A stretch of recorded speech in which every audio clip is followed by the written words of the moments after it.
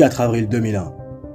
Paul Heyman, personnage clé du catch hardcore, annonce la fermeture de la ECW. La fédération de l'extrême, endettée de presque 9 millions de dollars, n'a pas d'autre choix que de vendre la compagnie. En 2003, après plusieurs références à la ECW, la WWE rachète les droits et les biens de la fédération créée par Todd Gordon. Paul Heyman se verra offrir un contrat par la compagnie de Vince McMahon dès 2001. Commentateur, puis manager de Brock Lesnar, l'ancienne grande figure de la ECW semblait bien établi dans la fédération dominante des années 90.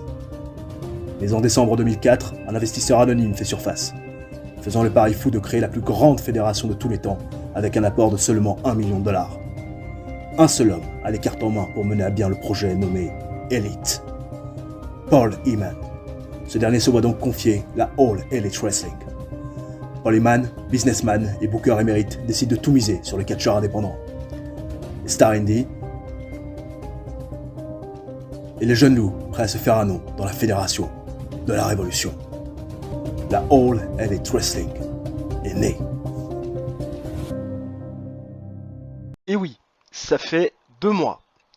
Yo tout le monde, c'est Dico, j'espère que vous allez tous très bien. Aujourd'hui on se retrouve pour un nouveau numéro sur TEW 2016, l'épisode numéro 34 de notre incroyable carrière avec la All Elite Wrestling au mois de mai 2007. Aujourd'hui, booking complet donc de ce 5e mois de l'année 2007 avec bien sûr 5 shows puisqu'il y aura un événement spécial, celui de Double or Nothing. Je m'excuse pour ces plus de 60 jours, et oui dès le début de vidéo, 60 jours de silence radio, aucune news, aucune nouvelle sur Total Extreme Wrestling et notre carrière avec la All Elite Wrestling. Un petit peu moins de motivation ces dernières semaines, comme ça peut arriver, il y a des périodes où on est un petit peu moins motivé, et c'était un petit peu le cas pour moi ces derniers temps, donc je m'en excuse. Aujourd'hui on est revenu un petit peu plus dans le game, avec un peu plus de motivation, et les vidéos normalement devraient arriver un petit peu plus régulièrement, même si quand même je remarque que de manière générale, et c'est vrai que je me suis fait la réflexion, parce qu'il y a pas mal de mes collègues qui ont le même problème que moi, j'ai l'impression que c'est assez compliqué d'être régulier avec TEW 2016, mais bon, c'est vrai qu'en 15 mois on a quand même fait 34 numéros, donc c'est plutôt pas si mal. Bon, on reprend les affaires, on s'était laissé les gens, et bien lors du dernier Dynamite du mois d'avril 2007 sur un Claudio Castagnoli qui avait défait Tyler Black grâce à l'intervention donc de l'ami Kevin Nash. On sait qu'il y a un peu du récit dans l'air entre le Dark Angel, Kevin Nash et bien sûr The Nest, à commencer par Tyler Black. On sait aussi que Terry Funk a des révélations à faire sur Ted DiBiase Senior. On aura un petit peu plus de news, bien sûr, d'ici à la fin de cet épisode. Bref, tout un tas de choses et tout un tas d'histoires qu'on va devoir faire avancer. Un petit point quand même sur les storylines, parce que c'est vrai que ça fait un petit moment, histoire de vous rafraîchir la mémoire, de Danielson contre Dragon. Ça aussi, il va falloir faire avancer. 71, 72 pour le Dark Angel et Moneyman 60. Au niveau du prestige des titres, 60 pour le titre féminin détenu par Jazz. Et oui, histoire aussi, vous sachiez un petit peu qui est champion, même si vous les avez à l'image. Les titres masculins détenus par Kevin Nash 100%, le titre tag team détenu par The Nest 100% également, et les titres TNT on a 80 avec Bobby Roode qui est, on le rappelle, 2 fois champion de la TNT. On est au jour donc d'AEW Dynamite. Bien sûr, le mercredi, on va tout de suite se lancer et traiter les incidents backstage s'il y en a. Alors déjà, tout le monde est présent aujourd'hui. Locker Room Incident, 97% de backstage rating. Des incidents impliquant Tamina Stitch chez Sweet Saraya. Alors là, j'ai un peu peur. Là, je vous avoue, là, ça me fait un peu peur. Voilà, Tamina Stitch qui apparemment s'est battu avec Sweet Saraya. L'ami Tamina Stitch a refusé de payer pour les dommages occasionnés sur la voiture de Sweet Saraya. Donc forcément, derrière, petite bagarre, et je dois tout de suite traiter de l'incident. Elle s'est fine, direct. Tamina Stitch apparemment là, elle est pas contente avec moi. Smearington Chunk with me, mais c'est pas grave, à un moment donné faut qu'elle apprenne, nanana, surtout que c'est pas son premier fait d'armes. Mike Mizanin et Joey Styles. Mike Mizanin et Joey Styles apparemment ils s'entendent bien backstage, et ils ont a priori découvert un amour commun pour la photographie. Bon, très bien, écoutez, c'est bien, ça met du bon mood, tout le monde est content, je boucle le show de mon côté les gens, puis on en parle juste après, sachant que nous allons faire tous nos shows normalement dans le Mid-South ce mois-ci, à part notre événement spécial qu'on va faire dans le Midwest, là où on est le plus populaire. Allez, je boucle le show de mon côté et on en parle juste après, comme d'habitude. C'est au bal que Field House devant 3559 pèlerins. Voilà le lieu de notre premier AEW Dynamite du mois de mai 2007, et nous démarrons ce show avec un segment d'ouverture noté à 67, qui est une note plutôt correcte. Vous voyez, il y a du monde, du très beau monde. Terry Funk, Paul Heyman, Ted DiBiase Senior, Bobby Roode et Tamina Stitch. Alors comment s'agence ce segment? Bien de la façon suivante, Terry Funk est avec Tamina Stitch au centre du ring, et Terry Funk a des révélations à faire, et vous vous en souvenez, lors de l'épisode précédent et du dernier show de l'épisode précédent qui remonte à 2 mois, eh bien Terry Funk avait interrompu Ted DiBiase Senior et Bobby Roode qui fêtaient leur récent succès, et notamment celui de Bobby Roode qui est toujours le double champion TNT, mais Terry Funk leur avait annoncé lors de l'épisode précédent du dernier show que il allait avoir des révélations qui allaient pour beaucoup moins bien les faire sourire. Et Paul Heyman, avant que Terry Funk ait le temps de placer un mot, il se fait interrompre par Paul Heyman. Paul Heyman accompagné de Ted DiBiase Senior et de Bobby Roode, et Paul Heyman lui dit écoute Terry, j'ai beaucoup de respect pour toi, on se connaît depuis des années, il y a de l'amitié entre nous, on a pendant des années run the place à la ECW, mais là tu t'engages sur un truc politique et tu pourrais te faire attaquer par diffamation par Ted DiBiase Senior si les accusations que tu lui portes ne sont pareilles. Et Terry Funk lui dit t'inquiète, j'ai tout qui prouve aujourd'hui que Ted DiBiase Senior est coupable de corruption et aussi harcèlement moral envers toi, Paul Heyman. Terry Funk nous dit que toutes ces preuves sont répertoriées dans des documents qu'il a envoyés au chairman de la compagnie qui sera la semaine prochaine présent pour faire ses révélations aux yeux du monde entier et exposer Ted DiBiase Senior pour ce qu'il est vraiment.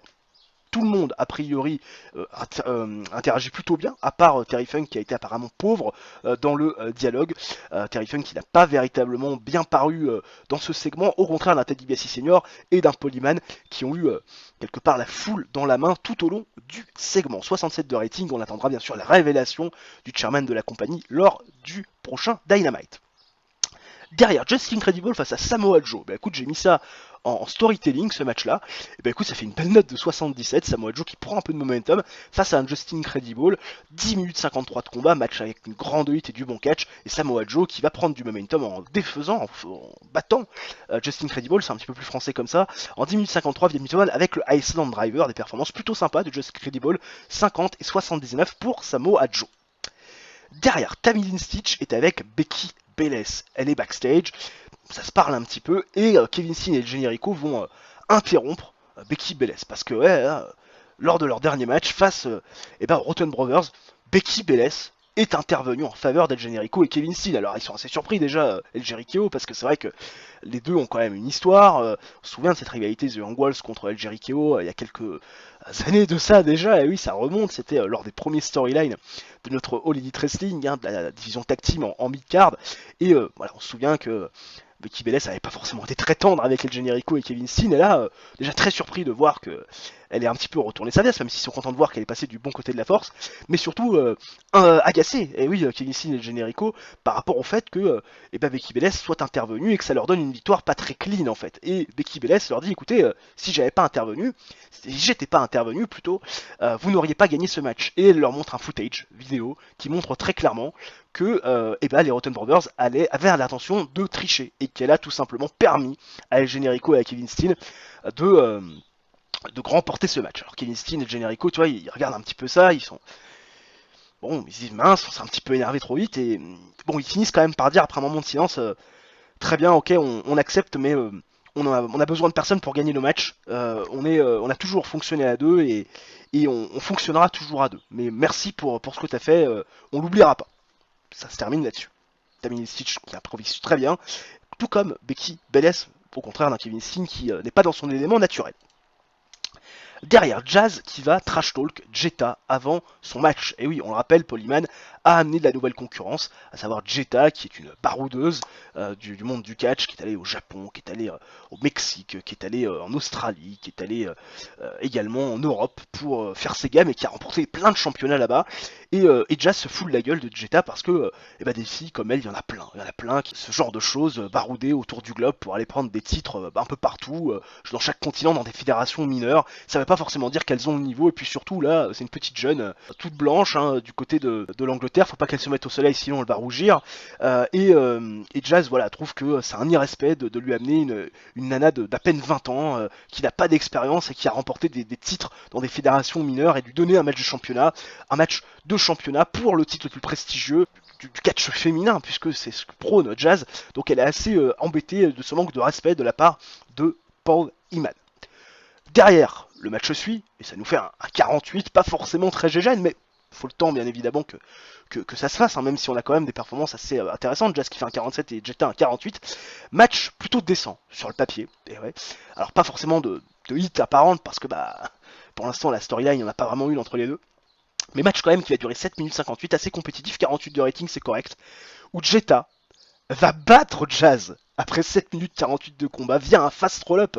Et oui, elle s'est fait surprendre Jazz un petit peu trop sûr d'elle. Et elle va se faire surprendre par un petit paquet de Jetta.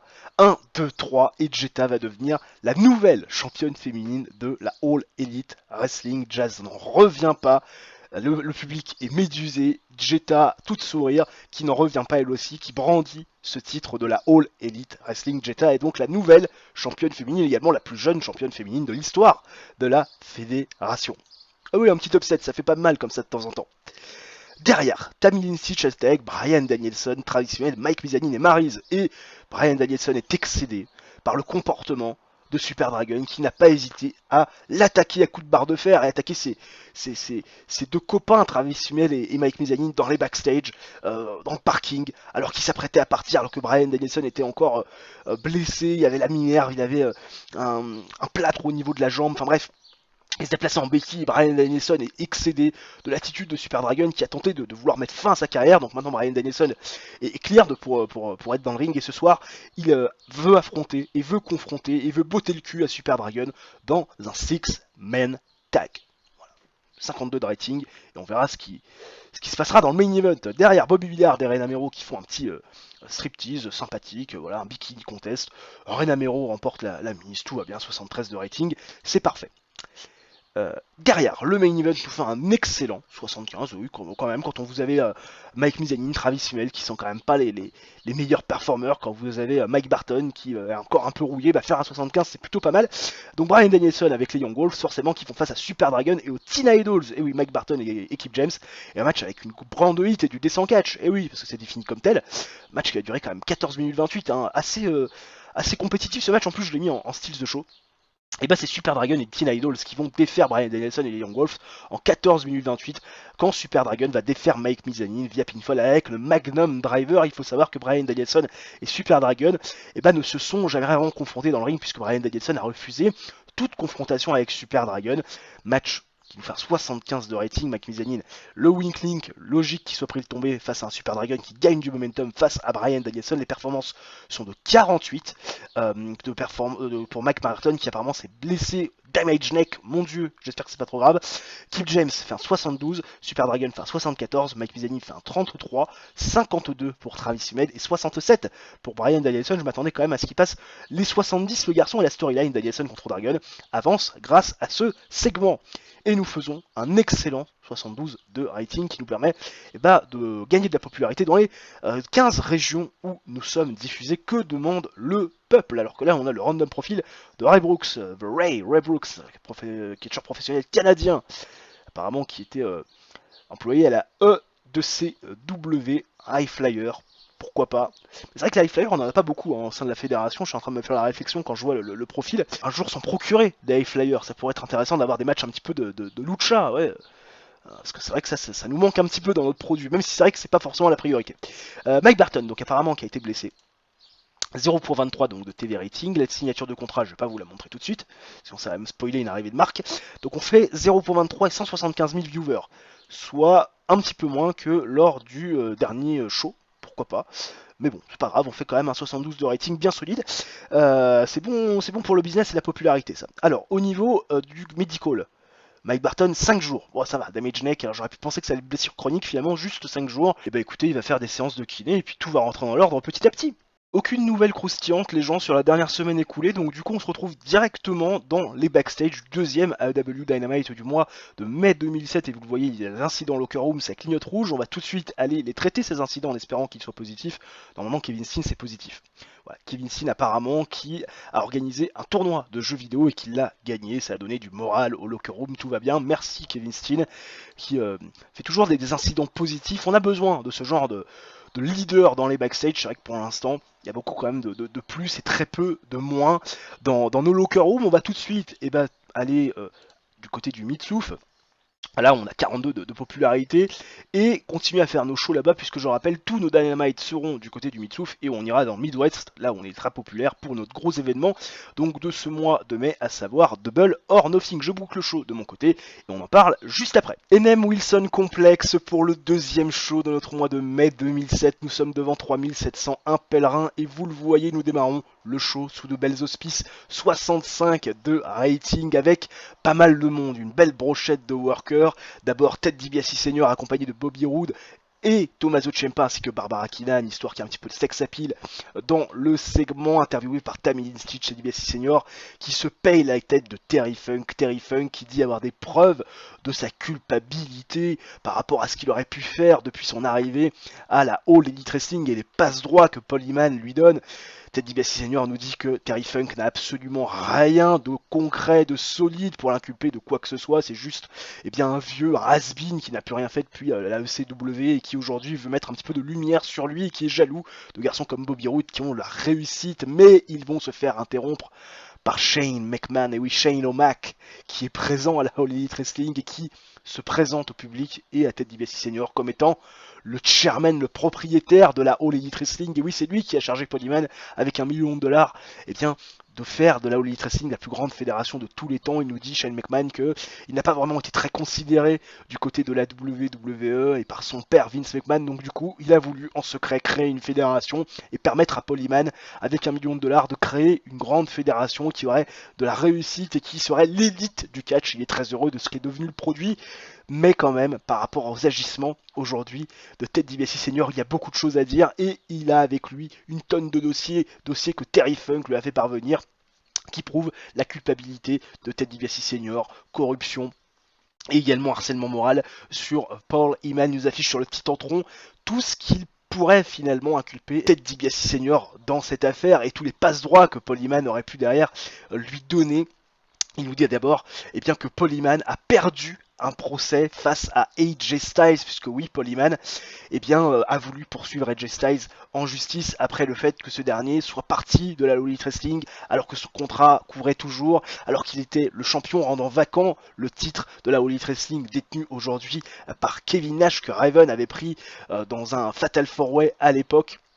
Il nous dit que Paul Heyman a été trompé par Ted DiBiase Senior qui soi-disant lui voulait de l'aide. Il a des photos à l'appui et puis il nous dit aussi que durant le jugement, il y a un homme bien connu qui a prononcé un jugement en faveur de Ted DiBiase Senior et en faveur surtout d'AJ Styles, qui est donc perdre le procès à Paul Heyman et à la All Elite Wrestling, bien sûr de Tommaso Ciampa qui était le juge. Et oui, en représentant de la All Elite Wrestling, il y avait une tierce personne, un des actionnaires que Shane McMahon avait tout simplement mandaté pour venir assister au procès, et Tommaso Ciampa avait fait gagner le procès à AJ Styles et fait perdre donc du coup le procès à la All Elite Wrestling. Il était déjà de mèche avec Ted DiBiase Senior, et Ted DiBiase Senior qui derrière avait tout simplement voulu aider Paul Heyman en rachetant les dettes de la All Elite Wrestling, et c'est pour ça que Ted DiBiase Senior avait autant de passe-droits. Et donc du coup, Shane McMahon expose tous les agissements et toute la corruption de Ted DiBiase Senior à l'écran. Tout le monde est médusé. Ted DiBiase Senior, il sait plus où se placer. Bobby Roode, il comprend pas. Tommaso Ciampa, et tout le monde avec un air impeigné. Barbara Keenan, elle sait pas trop, elle se remet les cheveux en place. Et Paul Heyman arrive derrière Shane McMahon, complètement médusé par rapport à ce qu'il vient d'entendre, par rapport à ce qui prouve la culpabilité de Ted DiBiase Senior. Et Paul Heyman a qu'une envie, c'est de virer tout simplement sur le champ Ted DiBiase Senior, mais il a un honneur, Paul Heyman, parce qu'il se traite de tous les noms, bien sûr, Ted DiBiase Senior, il a trompé, qu'il a voulu du mal à Paul Heyman, mais surtout à ce qu'il chérit le plus, c'est-à-dire la All Elite Wrestling. Donc il a envie de virer là tout de suite maintenant, bien sûr Ted DiBiase Senior, mais surtout Bobby Roode, Tommaso Ciampa, Barbara Keenan, tous ceux qui leur servent d'accoudoir. Sauf que du côté de la fédération de l'élite, on vire pas les gens comme ça. Non, il faut prouver. Donc ce soir, Bobby Roode va avoir un match. Et si Bobby Roode ne gagne pas ce match qui sera pour le titre TNT, Bobby Roode, Ted DiBiase Senior et toute sa clique devront quitter AEW Dynamite.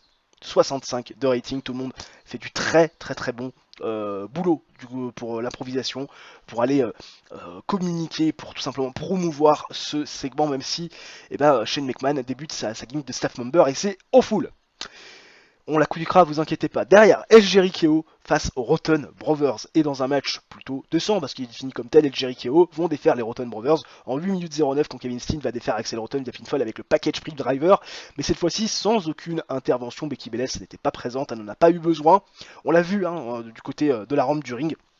Mais finalement, elle n'a pas intervenu durant ce match, elle a juste surveillé les intérêts d'El Generico un petit peu plus loin. 58 de performance ring pour El Generico, 82 pour Kevin Steen. 82, 42 pour Axel Rotten, et Ian Rotten fait un 39-71 de rating. Derrière, Camille Stitch est avec Jetta dans le ring. Jetta, la nouvelle championne féminine de la All Elite Wrestling, et Jetta se dit particulièrement heureuse d'avoir enfin réussi à aller chercher un titre du côté des États-Unis, elle qui avait été championne en Europe, championne en Australie, championne au Japon, championne au Mexique, championne un peu partout. Mais voilà, l'amie Jetta est tout simplement très heureuse et bien aujourd'hui d'avoir pu compléter sa collection. Elle va être interrompue par Jazz, bien sûr, Jazz qui lui dit la semaine dernière: t'as eu de la chance, je t'ai pris un petit peu de haut, tu m'as eu avec un roll-up en mode jackass, tu ne mérites pas ton titre, je serai là pour te le reprendre, tu as eu ton heure de gloire, mais sache que ton heure de gloire va bientôt passer. Et je serai là pour m'en assurer. On sent beaucoup de tension entre Jazz et Jetta, surtout Jazz qui en veut énormément à Jetta de lui avoir pris ce titre sur un coup de Trafalgar. Bref, il y a quand même encore un petit peu d'animosité entre les deux et c'est pas fini. Jazz qui n'a pas été très bonne pour aller en dehors du script, tout comme Jetta d'ailleurs. Mais bon, ça fait quand même un 54. On verra comment les choses vont évoluer entre ces deux filles. Derrière, Super Dragon va faire face à Bob Holly. Un match plutôt intéressant que j'ai mis en storytelling. Match avec une fantastique hit du descent catch. Super Dragon va défaire Bob Holly en 11 minutes 09 via pinfall avec le curb stomp. À nouveau du momentum pour Super Dragon qui fait une performance de 71-47 de Bob Holly, qui une bonne main pour permettre à Super Dragon de gagner du momentum. Mais ce qui va être intéressant, c'est ce qui se passe juste après avec Bryan Danielson qui va commanditer Travis Fimmel et Mike Mizanin. Une attaque sur Super Dragon, puisque Travis Fimmel et Mike Mizanin vont passer à tabac Super Dragon et le faire passer à travers deux tables derrière. Bryan Danielson qui va avoir des noms d'oiseaux envers Super Dragon pendant que ce dernier se fait casser la gueule par Travis Fimmel et Mike Mizanin. Bryan Danielson qui va lui dire: tu ne m'as pas battu, tu ne m'as pas battu, tu ne m'as pas épinglé au centre du ring, tu m'as embarrassé, tu m'as fait prendre une défaite dans mon record book sans pour autant m'épingler au centre du ring, tu vas me le payer cher. Bref, beaucoup de noms d'oiseaux qui circulent durant ce segment et Super Dragon qui se fait casser la gueule une nouvelle fois par Travis Fimmel et Mike Mizanin qui sont arrivés par derrière. 62 de rating. Derrière, Kevin Nash, Tyler Black, John Moxley, Rain, Roddy Piper et Claudio Castagnoli, segment qui fait un 78 énorme de rating. Comment s'agence-t-il? De la façon suivante: Kevin Nash est dans le ring et Kevin Nash nous dit que lors du dernier épisode, c'est-à-dire la dernière semaine, donc du mois d'avril 2007, Tyler Black a répondu de ses actes face à Claudio Castagnoli. Il est heureux que Tyler Black ait pu répondre de ses agissements face à un garçon à qui il avait coûté finalement une opportunité pour devenir champion. Tyler Black qui s'est fait casser la gueule, Kevin Nash qui se fout un petit peu de la tronche gentiment quand même de Tyler Black en disant: voilà, tu as mérité ce que tu as eu et j'espère que ça t'a servi de leçon. Il ne mentionne absolument pas le fait finalement que il est intervenu en défaveur de Tyler Black pour lui coûter la victoire alors que le match était extrêmement compétitif. Mais maintenant Kevin Nash, il va mettre ça de côté désormais. The Nest et Dark Angel doivent passer à autre chose. Seulement Roddy Piper et Claudio Castagnoli sont pas trop de cet avis parce que Claudio Castagnoli, il y a quand même un record très intéressant. Mais Roddy Piper va commencer par dire déjà que Kevin Nash ne fait absolument pas mention de son intervention dans le match pour coûter la victoire à Tyler Black alors que ce dernier était encore en compétition dans un match très compétitif face à Claudio Castagnoli. Il interpelle Roddy Piper, Tyler Black en lui disant: franchement, si tu vas continuer à accepter ce que ce garçon te fait, ce qu'il te fait subir, il n'est pas bon pour ton business, il n'est pas bon pour toi, cet homme Kevin Nash, c'est pas un bon mentor. Bref, on essaie de retourner Tyler Black contre Kevin Nash, et puis Roddy Piper qui lui finalement c'est ton problème, hein, si tu as envie de rester dans son ombre et puis surtout de te faire coûter des victoires alors que tu pourrais aspirer à tellement mieux. Mais Kevin Nash, c'est loin d'être fini, hein, la page n'est pas tournée puisque Claudio Castagnoli est si présent, a un très bon record ces derniers temps et Claudio Castagnoli a tellement accumulé de momentum ces dernières semaines que Paul Heyman vient de m'annoncer que Claudio Castagnoli, la semaine prochaine, aura une opportunité à ton titre mondial dans le main event. Kevin Nash, forcément loin, très loin, va être ravi de cette annonce, mais Claudio Castagnoli, la semaine prochaine, aura son opportunité face à Kevin Nash pour le titre mondial de la All Elite Wrestling. La foule est super chaude, a envie de voir ce match-là, maintenant tout de suite, mais il faudra attendre la semaine prochaine pour ce match de championnat dans le main event Kevin Nash, Claudio Castagnoli. On s'en lèche déjà les babines. Et enfin, le main event de Bobby Roode qui a été forcé par Paul Heyman à défendre sa ceinture, donc de champion TNT dans le main event face à un adversaire de son choix. C'est très simple pour Bobby Roode, si il ne gagne pas, son équipe, Ted DiBiase Senior, James Keenan, Barbara Keenan, Tommaso Ciampa, Ted DiBiase devront quitter AEW Dynamite. Et Paul Heyman, il n'a pas choisi n'importe quel homme pour faire payer l'affront à Ted DiBiase et à toute sa clique, puisqu'il choisit Christopher Daniels, qu'on n'avait pas vu depuis un petit moment, pour défier Bobby Roode. Et dans un match superbe, parce qu'il est défini comme tel, Christopher Daniels va bien sûr battre Bobby Roode en 11 minutes, que dis-je, 13 minutes 15 via pinfall avec le Last Rites. Christopher Daniels va donc remporter le championnat de la TNT avec un 83 de rating et devient donc le nouveau champion secondaire de la fédération. Des performances énormes, notamment de Christopher Daniels, 78, et Bobby Roode fait un énorme 58. La clique de Ted DiBiase Senior doivent donc quitter désormais AEW Dynamite. Et on fait un énorme 77 qui va permettre au show et à notre fédération d'améliorer sa popularité dans les 15 régions où nous sommes diffusés. Oui, ça y est, Ted DiBiase Senior a enfin tombé de son piédestal et ils sont donc désormais out d'AEW Dynamite. Et oui, ça va relancer complètement les choses. Comment les choses vont se goupiller désormais pour cette bande. J'ai quelques petites idées, bien évidemment, vous l'imaginez. Alors qu'on a une signature de contrat, Balls Mahoney, oui, qui accepte le nouveau contrat que je lui ai proposé, puisque son contrat précédent arrivait à son terme. TV rating de 0.24. On va tout de suite aller voir ce qu'il en est plus précisément. Et Christopher Daniels qui nous dit que Tommaso Ciampa ne connecte pas assez avec les fans. Le garçon doit tout simplement apprendre à bosser. Oui, effectivement, pourquoi pas. On a dit Christopher Daniels qui devient champion TNT, il se laisse pousser des ailes, il se dit tiens allez, je vais aller voir le boss, je vais dire ce que je pense des garçons. Bon, 180 000 viewers quand même, 3700 personnes dans les gradins, un petit peu plus que la semaine dernière, et on va faire quand même 5000 viewers de plus que lors du show précédent, ce qui est plutôt assez intéressant. Tiens, une news concernant Matt Jackson. Et oui, spoiler alert, j'ai toujours les Young Bucks au sein de ma fédération. C'est vrai qu'on n'en fait pas grand chose puisque les garçons sont pas très expérimentés. Mais Matt Jackson qui s'apprête apparemment à recevoir un push, ou en tout cas c'est ce qu'il pense, puisque le garçon a changé de type de corps. Maintenant il a un corps assez tonique. Il fait un peu plus de muscu, il pousse de la fonte. Voilà, le garçon et son corps est devenu tonique. Pourquoi pas? C'est vrai que ça serait peut-être intéressant de remettre aussi les frères Jackson.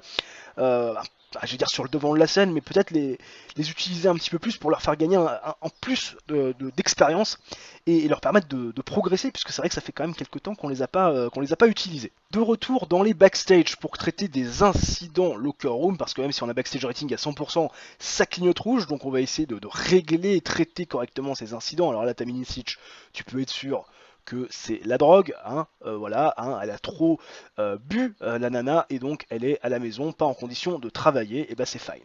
Voilà, elle est pas contente avec cette action et son comportement s'est pas amélioré. Voilà, bon, elle était déjà en tension assez claire avec moi, je crois que ça va pas arranger. Bon, c'est pas très grave. Yann Rotten et Cole Cabana. Bon, apparemment, ils ont créé une atmosphère plutôt fun, puisque Yann Rotten s'est foutu de la gueule de Colt Cabana, et tout le monde a bien rigolé. Voilà, Colt Cabana a de l'autodérision, tout va bien. Ça contraste avec le comportement dégueulasse, et surtout absolument pas professionnel, de Tamina Stitch. Bon, écoutez, je boucle le show de mon côté, et on en parle bien sûr juste après, comme d'habitude. CO Butler Hankook, pavillon devant 4443 pèlerins, c'est le lieu de notre troisième AEW Dynamite du mois de mai 2007 et vous le voyez, on commence avec un très gros rating, 79 pour le segment d'ouverture qui est un match, c'est assez rare pour être signé, c'est vrai que dans notre fédération c'est quand même beaucoup des segments d'ouverture à micro, là on va dans le ring avec de la bonne action, Christopher Daniels face à Bob Holly, Christopher Daniels qui met donc en jeu pour la première fois son titre TNT face à Bob Holly et match avec fantastique 8 et du bon catch. Christopher Daniels qui va bien sûr défaire Bob Holly en 11 minutes 47 via pinfall avec le last right. Christopher Daniels fait donc sa première défense du titre secondaire, rien à signaler. 79 c'est quand même une très bonne note. Performance de 79 in-ring de Christopher Daniels d'ailleurs et 48 pour Bob Holly qui nous fait un rating solide, très solide, et ce qui va suivre là aussi normalement devrait être plutôt sympathique. Christopher Daniels est au micro d'Amy Weber, oui parce qu'Amy Weber remplace aujourd'hui Tammy Stitch qui n'est pas présente. Christopher Daniels nous dit qu'il a désormais envie de donner du prestige à cette ceinture, de redonner de la crédibilité à ce titre TNT qui en a manqué cruellement pendant des mois et des mois dans les mains de Bobby Roode. Bobby Roode qui était un champion qui se fichait complètement de ce que pensait le peuple et surtout se fichait complètement de la responsabilité d'un champion. Donc Christopher Daniels veut redonner du titre, du prestige et de la crédibilité à cette ceinture secondaire. C'est son objectif et Samoa Joe va bien sûr le confronter. Samoa Joe qui a pris du momentum en battant Justin Credible il y a quelques semaines. Samoa Joe qui se présente face à Christopher Daniels qui dit bien aimer les paroles du nouveau champion de la TNT et qu'aujourd'hui il faut assumer ces paroles puisque Samoa Joe le challenge donc du côté de Double or Nothing pour le match de championnat TNT lors de notre gros événement de ce mois de mai 80 de rating. Amy Weber fait du très bon boulot, tout comme Christopher Daniels et Samoa Joe. Le segment a été vraiment impressionnant. Tout le monde a paru excellent dans ce segment, tu m'étonnes, 80 de rating, c'était extrêmement solide. Derrière, on continue avec les notes dans le vert. Ah, là, ça y va. Kevin Nash qui va se plaindre à Paul Heyman d'avoir donné une opportunité à Claudio Castagnoli pour son titre. Il comprend pas comment Paul Heyman, comme ça, là, peut prendre des décisions aussi hâtives. Personne ne mérite d'avoir une opportunité au titre. Paul Heyman qui lui dit, écoute, à un moment donné, il faut bien défendre ta ceinture. Ça fait des semaines que c'est pas le cas. Claudio Castagnoli a du momentum. Là, il faut y aller, il faut défendre ta ceinture, et c'est aujourd'hui, de toute façon, je ne reviendrai pas sur ma décision. Et donc, ça se prend un peu le chou, et c'est le moment que choisit Kevin Steen et Johnny Rico pour confronter Tyler Black et John Moxley. Ils vont les regarder et leur dire, les gars, bon, ok, vous avez certaines histoires là. Apparemment, dans votre famille, il y a des réunions le dimanche matin et midi qui sont assez salées. Hein, voilà, c'est pas trop sur quel pied danser. Il y a certaines tensions, très bien, pas de soucis, mais ça nous concerne pas trop et j'ai envie de dire tout le monde s'en fiche. En revanche, là où tout le monde serait intéressé et ce que tout le monde a envie de voir, c'est nous face à vous lors de Double or Nothing, le gros événement pour les championnats par équipe, parce qu'on a quand même acquis pas mal de momentum et surtout la seule fois où on s'est affronté, enfin la dernière fois plutôt qu'on s'est affronté, ça a accouché de draw, voilà, de time limit, de double disqualification. Donc c'est peut-être le moment, là, désormais, maintenant, tout de suite, de remettre l'église au milieu du village et de vous affronter pour les titres par équipe. Et oui, du côté de Double or Nothing, 74, tout le monde fait du très bon job. Pareil, qui n'a pas performé superbement avec Johnny Rico. Mais sinon, voilà, même Kevin Steen, très bien, là, pour aller en dehors du script, il a bien aimé être libre. Tout va bien, 74 de rating, c'est un excellent segment. Derrière, là on baisse un petit peu, parce que bon, quand même. On avait commencé fort, Amy Weber qui était avec Bryan Danielson, Travis Fimmel, Mike Mizanin et Maryse. Et Bryan Danielson nous explique qu'aujourd'hui, il serait peut-être intéressant de faire briller Travis Fimmel et Mike Mizanin. C'est vrai qu'ils sont quand même pas mal concernés par ce qui se passe entre Bryan Danielson et Super Dragon. Mais voilà, Travis Fimmel, Mike Mizanin, ce sont les leaders de la nouvelle génération, ceux qui aujourd'hui peuvent aspirer à quelque chose de grand dans la division par équipe. Et donc ils proposent un challenge, n'importe lequel, un open challenge pour affronter Travis Fimmel et Mike Mizanin, là, tout de suite maintenant. Voilà, pour donner un petit peu plus de compétition à Travis Fimmel et Mike Mizanin. 43 de rating, Amy Weber fait un bon boulot, Bryan Danielson n'a pas été terrible, et Mike Mizanin, bon sa gimmick, c'est toujours nul à chier, il va falloir que je la change le mois prochain. Et ce sont tout simplement les Teen Idols qui vont venir confronter les Young Bucks. 69 de rating, bon match sur le papier, bon match également dans les faits, match décent, puisque c'est défini comme tel. Les Teen Idols vont défaire les Young Wolves, bien sûr en 12 minutes 26, quand Kip James va défaire Mike Mizanin via pinfall avec le Sidewinder, 69 de rating, Kip James au-dessus de tout le monde, tu m'étonnes, un très bon 73, 56 pour Mike Barton, c'est très solide aussi, ça commence à être très solide, Travis Fimmel fait 50 et Mike Mizanin toujours un petit peu à la traîne avec un 35, les Young Wolves qui se font battre sous les yeux de Bryan Danielson qui n'a pas du tout apprécié. Derrière, Reign va faire un petit striptease sympathique pour permettre à la foule de se rincer l'œil, 58 parce que Reign c'est pas la fille la plus populaire qui soit. Et enfin, le main event qui nous fait un excellent 83. Quoi de mieux pour terminer le show que de faire un main event avec Kevin Nash qui défend son titre face à Claudio Castagnoli. Match avec une fantastique hit et du grand catch, parce que c'est quand même défini comme tel. Kevin Nash va défaire Claudio Castagnoli en 13 minutes 48 via pinfall avec le Jackknife Powerbomb. Et oui, ouais, l'ami Claudio Castagnoli, il n'aura rien pu faire, hein, battu clean par l'ami Kevin Nash qui fait donc sa 4e défense du titre mondial de la All Elite Wrestling. Pas d'intervention durant ce match, Kevin Nash était juste trop fort pour Claudio Castagnoli. Ça nous fait un énorme 79 qui nous permet d'améliorer la popularité donc de notre fédération dans les 15 régions où nous sommes diffusés. Random Profile, celui d'Alex Montalvo, oui, qui a fait ses débuts en 2002. WWC, oui, il est devenu champion aussi en 2003. 5-time champion, oui, en l'espace de 9 mois. Ah oui, effectivement, c'est... là on a joué au jeu de la patate chaude avec les ceintures. Alors, c'est vrai que ça c'est tout le contraire de ce qu'on fait, hein. Effectivement ce jeu à la patate chaude, c'est vrai que dans pas mal de stories, notamment de Story avec la ECW, il y a quand même des titres qui changent de main très souvent. Nous c'est vrai qu'au niveau des titres, hein, il n'y a pas énormément de champions, hein. C'est vrai que on fait quand même des reigns plutôt longs. C'est vrai, il faut l'avouer. Kevin Nash ça va être aussi très long. Des ratings de 0.24. On va tout de suite aller voir ça de manière un peu plus précise. Effectivement, 186 000 viewers, on a encore augmenté, c'est impressionnant. On ira voir la popularité qu'on a gagnée là dans le mid-souff, c'est assez impressionnant. On est à 43, je crois qu'à mon avis, on était même... Combien on était d'ailleurs, je ne sais même plus.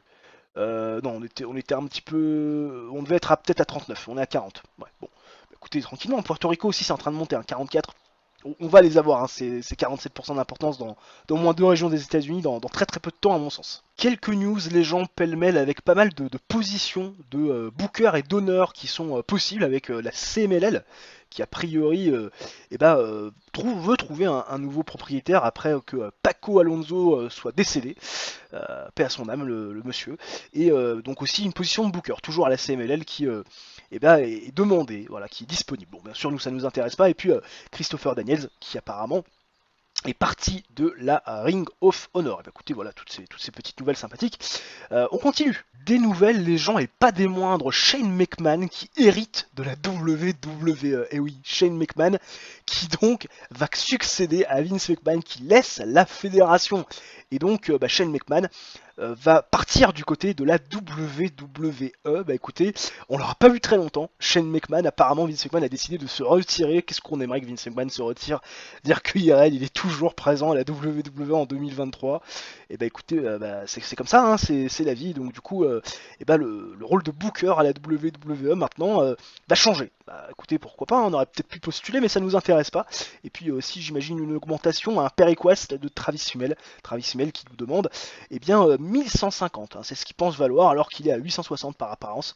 290, on va lui donner le full pay rise parce que Travis Fimmel il progresse quand même de semaine en semaine, donc allons-y. TX Gregory Gymnasium devant 4169 pèlerins, c'est donc le lieu de notre 4e et dernier AEW Dynamite du mois de mai 2007 et nous démarrons le show, vous le voyez, avec un superbe rating de 76, une note dans le vert, avec pas mal de très bons protagonistes, avec Kevin Nash qui va tout simplement se féliciter de la branlée qu'il a infligée la semaine dernière à Claudio Castagnoli, disant que ce garçon, malgré son très bon record et son bon momentum, n'a rien pu faire face à Kevin Nash, qui est clairement l'homme à battre dans cette fédération. Il est le champion incontesté et incontestable de la All Elite Wrestling et personne ne mérite clairement, comme il l'a dit et répété, de se mettre dans son ring pour l'affronter pour son championnat mondial qui est le plus prestigieux actuellement dans le monde du catch. Seulement Paul Heyman va couper ce discours de Kevin Nash, plein de bons sentiments, quoique un peu dark avec Tyler Black, John Moxley et Reign à côté de lui, puisque Paul Heyman nous dit que bon, effectivement, c'est un champion dominant, un champion qui a un très bon record, qui a un momentum de fou, a pu savoir quoi en foutre, mais qu'on arrive quand même à un gros événement, à savoir Double or Nothing, et que Paul Heyman ne peut pas se permettre de ne pas faire catcher son champion pour le titre mondial, et donc du coup Paul Heyman, ces dernières semaines, s'est creusé la tête à savoir quel adversaire pourrait être de taille face à Kevin Nash, et il a trouvé Paul Heyman, et donc ce soir, dans le main event, qui sera un six-man tag, Kevin Nash aura connaissance de son adversaire, celui qu'il devra affronter pour défendre et donc retenir son championnat de la All Elite Wrestling ce soir dans le main event. Le show qui débute parfaitement bien, Kevin Nash a paru très bon, il a très bien improvisé également, et la storyline d'Archangel avance, c'est parfait que demande le peuple. Derrière, Samoa Joe et Christopher Daniels face à Bob Holly et Balls Mahoney. Ils vont s'affronter, hein, Christopher Daniels et Samoa Joe, tranquillement, du côté de Double or Nothing pour le titre TNT, mais avant ça on fait équipe face à quand même de bons wheels dans de bonne qualité, avec des solides mid-quart d'heure que sont Bob Holly et Balls Mahoney. Bien sûr, dans un match superbe, Samoa Joe et Christopher Daniels vont défaire Bob Holly et Balls Mahoney, ça paraît logique. 12 minutes 33, un match compétitif que j'ai mis quand même en storytelling, quand Samoa Joe va défaire Bob Holly via pinfall avec le Iceland Driver. 78 de rating, performance de 78 pour Christopher Daniels, 79 pour Samoa Joe, 54 pour Balls Mahoney et 53 pour Bob Holly. Les performances sont quand même très solides. Derrière, Jazz et Rain vont faire face à Nike Nadart et Jetta. On sait que Jazz, Jetta se sont confrontés il y a quelques semaines, quand Jetta a fait son speech pour dire qu'elle avait accompli ce qu'elle avait rêvé d'accomplir. Jazz lui avait dit: calme-toi ma grande, je vais te reprendre ton titre très rapidement, t'as eu un coup de chance, mais ton coup de chance et ton moment va pas durer. Et donc là, elles s'affrontent, il y a quand même pas mal de tension, Jazz et Rain face à Nike Nadart et Jetta. Et ce match qui a beaucoup de tension durant toutes ces 5 minutes 44 de combat, et ben va finir par une double disqualification prononcée par l'arbitre. Il aura complètement perdu le contrôle du match, puisque Jazz va s'en prendre à Jetta, Rain va s'en prendre à Nike Nadart, tout le monde va s'en prendre les unes aux autres, et donc pas d'autre choix pour l'arbitre de sonner une double disqualification. Ça fait quand même un 58 de rating, performance de 35 pour Rain, 56 pour Jazz, 51 pour Jetta, et 45 pour Nike Nadart. Là on est quand même en train de monter le level de manière assez significative, mais ce qui va se passer est très intéressant, ou pas d'ailleurs, puisque Paul Heyman, quand il voit ça, toute cette intensité, cette tension, il se dit: tiens, il y a peut-être quelque chose à faire, et au niveau du business ça pourrait peut-être être intéressant, on l'a jamais fait. Paul Heyman va tout simplement déjà se féliciter de voir qu'il y a quand même beaucoup d'intensité, beaucoup de tension, et surtout beaucoup d'enjeux au sein de cette division féminine qui se félicite d'avoir créé, qui se félicite de voir grandir et s'améliorer, et il se dit: tiens, est-ce que ça serait pas le bon moment, maintenant que vous avez l'air toutes très remontées les unes contre les autres, là, de faire un gros choc des titans du côté de Double or Nothing samedi prochain, avec un Fatal 4-Way, avec Jetta qui remettrait son titre en jeu face à Jazz, Rain et Nike Nadart. C'est booké et validé par Paul Heyman. 47 de rating, on aura donc un 4-Way pour le championnat féminin du côté de Double or Nothing. Derrière, Tammy Stitch qui va interviewer Super Dragon. Et Super Dragon a fait du très bon boulot d'ailleurs, et ça permet de faire avancer la storyline de Daniels et Dragon.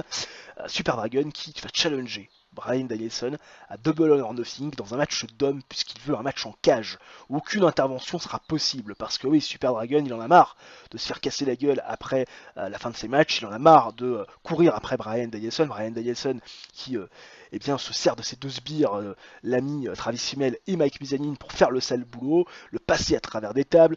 Il se plaint, Bryan Danielson, de voir son record pourrir, de voir son record cumuler quelques défaites, parce que finalement la rivalité avec Super Dragon lui pose souci. Il lui demande maintenant, pourquoi pas, de voir son record éventuellement évoluer en sa faveur, en l'affrontant et en prenant une vraie victoire. Et oui, parce qu'il se plaint que Super Dragon ne l'a jamais battu, mais ça lui pourrit quand même son record. Affronte-moi, et montre que tu peux me battre, et montre que tu peux avoir un record à nouveau positif. C'est le challenge que lance Super Dragon à Bryan Danielson. On attendra bien sûr de voir si Bryan Danielson va répondre favorablement ou non à ce challenge.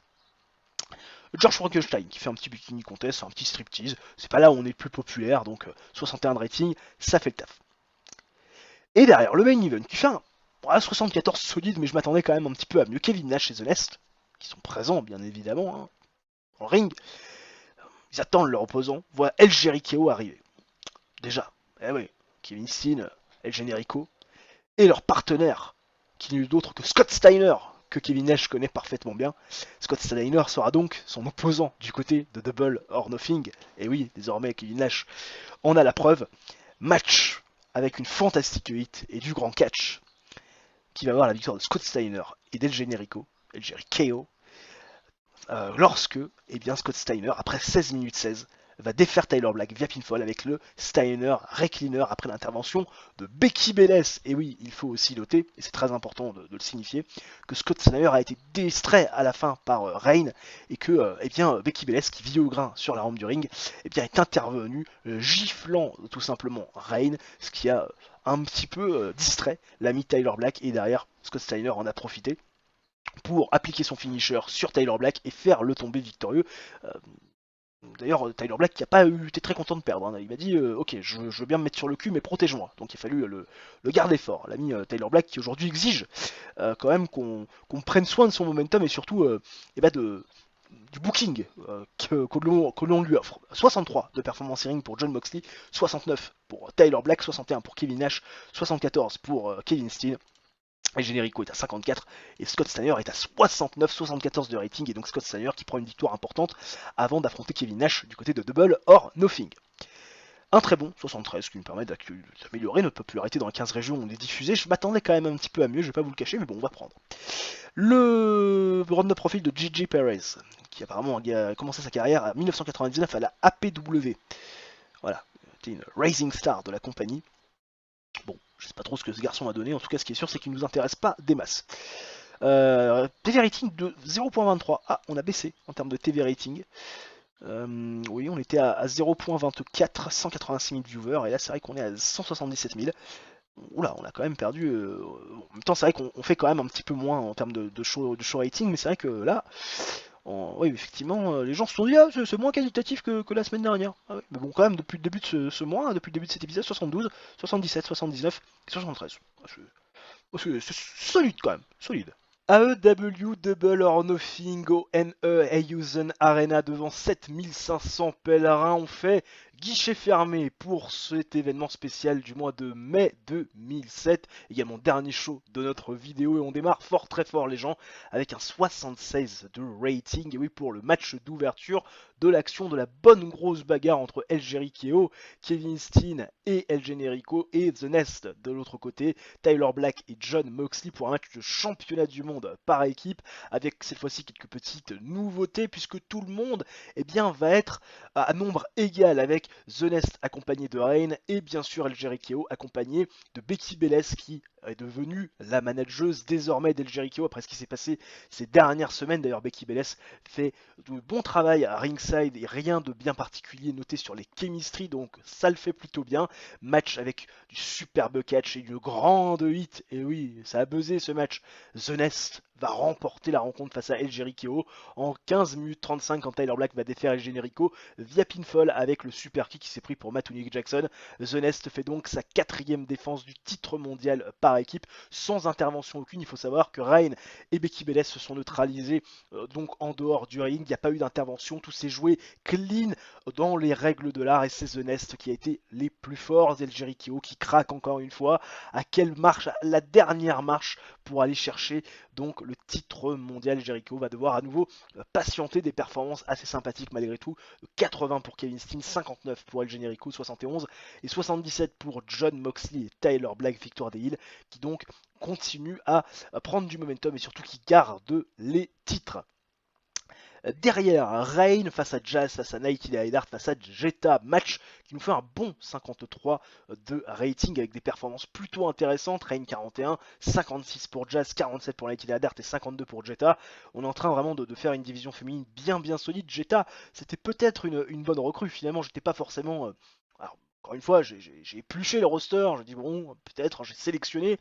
Mais voilà, c'est dans celle qui était disponible, c'était la lutteuse qui me paraissait être la plus adéquate au produit. Je suis bien content de cette acquisition, puisqu'on fait quand même un bon 53 dans ce match donc pour le championnat du monde féminin dans un Fatal 4-Way, match décent où Jetta va défaire Jazz, Nighty Neidhart et Reign en 8 minutes 23 quand Jetta va défaire Nighty Neidhart via pitfall avec le bridging German suplex. Ce qu'il faut savoir, c'est que Jazz avait dans le ring à sa main Nighty Neidhart, et puis finalement dans le dos, Jetta va lui asséner un standing dropkick. Elle va passer par-dessus la 3ème corde de Jazz.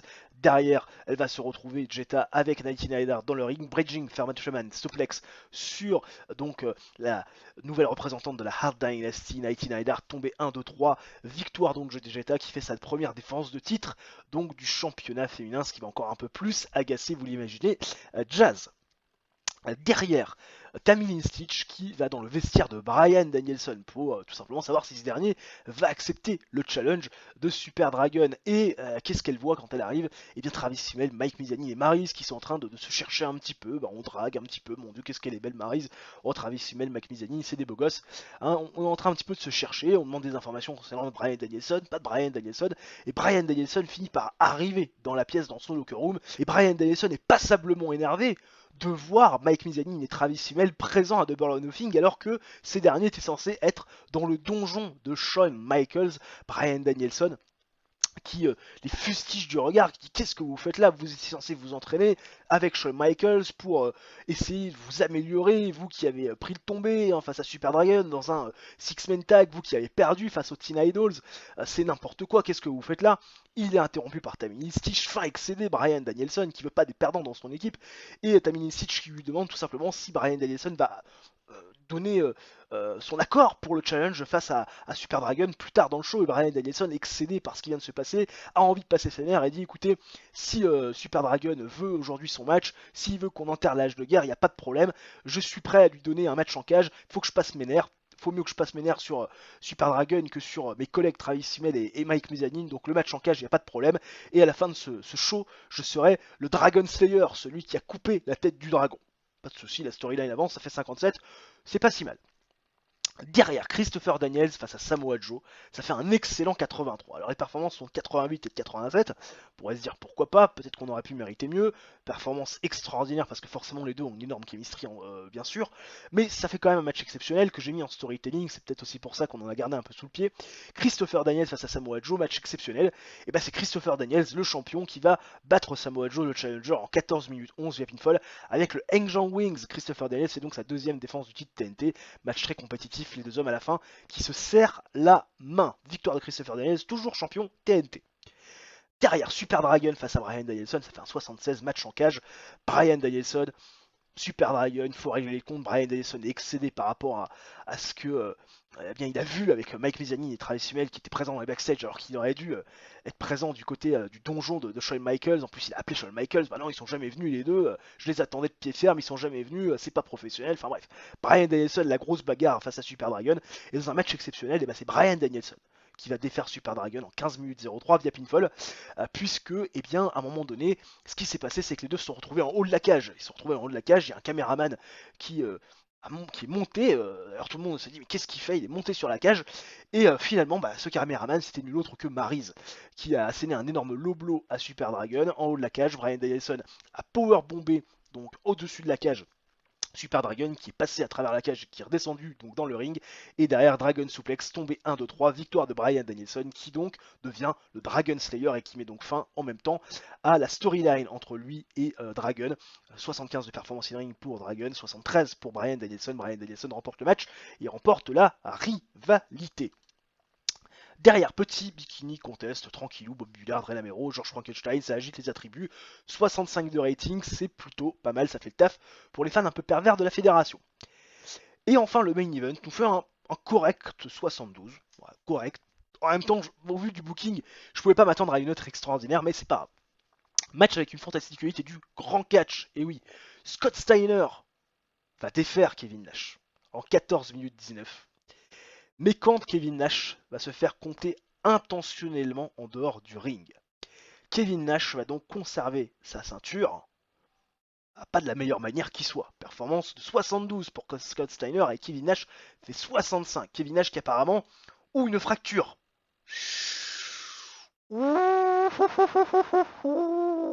C'est pas bon ça. Oh putain. Supracondylar fracture. Ouh, c'est pas bon, pas bon du tout. Bref, on verra, on va voir. On va prier pour que ce soit pas trop grave. Kevin Nash, qui donc est parti du ring, compté intentionnellement, mais ce qu'il faut savoir, c'est que Tyler Black, et ça a été noté, eh bien, est venu à l'encontre de Kevin Nash en lui disant tu vas gagner comme ça. Toi qui es censé être le leader, toi qui es censé être le meneur, toi qui es censé être l'exemple, hein, toi qui as dit devant Roddy Piper que tu étais l'exemple à suivre, tu vas gagner par contre à l'extérieur, tu vas vraiment gagner par contre à l'extérieur, que nous on a fait le taf avec John Moxley dans le ring, ça se prend un petit peu finalement la tête, et Kevin Nash va finir par courir finalement après Tyler Black pour essayer de lui faire ravaler ses dents parce que il n'a pas bien apprécié Kevin Nash s'est fait interrompre et surtout s'est fait un petit peu trash talk par l'ami Tyler Black alors que ce dernier était en train de fuir Scott Steiner. Ah bah, 73 pour ce show. 73, pas si mal, pas si mal. On va féliciter Kevin Steen. Kevin Steen, il a fait un truc absolument extraordinaire. Kevin Steen, on va faire des speeches. Extraordinaire performance, Christopher Daniels et Samoa Joe. Ouais, j'ai envie de les féliciter parce que franchement là il y a vraiment eu des énormes performances. On fait des speeches. Kevin Steen a été content du speech. Pareil pour Christopher Daniels, pareil pour Samoa Joe. 73, on va dire que c'est plutôt un bon show. Bon, le round de profil de Drew McDonald. Moi, ce qui m'intéresse, c'est la blessure de Kevin Nash. Là, par contre, je vous avoue humblement que j'ai très peur. Bon, Kevin Nash, position de booker, on s'en fout. Kevin Nash blessé, 0.25. 22 jours, ça va. Ça va. Kevin Nash, 22 jours de blessure. En plus, on peut toujours l'utiliser dans les segments et dans le ring. Tout va bien dans le meilleur des mondes. Vraiment, on aurait pu s'en sortir bien pire que ça. Bon, show history avec un 73. Bah, bon, le dernier match, c'était peut-être pas forcément le meilleur booking qui soit, mais j'avais besoin de terminer les choses comme ça. 73 donc de rating général, 189 460 viewers, ce qui est pas trop mal. Ouais, on est 12 000 viewers de plus. Et on fait 7500 personnes dans l'arène, ce qui est quand même plutôt intéressant. Et puis, bien évidemment, avant de se quitter, le bilan financier. Et puis prestige des titres et aussi la hit des storylines. Bon, un épisode plutôt costaud. 5 shows, on a bien pris le temps de faire les choses. Plutôt pas mal, plutôt pas mal. N'hésitez pas dans les commentaires à me dire ce que vous en avez pensé. Alors qu'on a le profil de Easy Rider, qui est un catcheur professionnel canadien, qui ensuite est devenu arbitre. Bon, après il a essayé de catcher. Apparemment c'était pas fou. Voilà. C'était pas fou. Bon, le jeu. Le jeu. Est-ce que tu bugs le jeu? Le jeu bug. Le jeu bug. Le jeu. Ah, des fois, bon, on est passé le mois, là, il y a beaucoup de choses à dire. Allez, bon, on est parti. Ah oui, les deals qui s'expirent, plus que combien? Plus qu'un mois.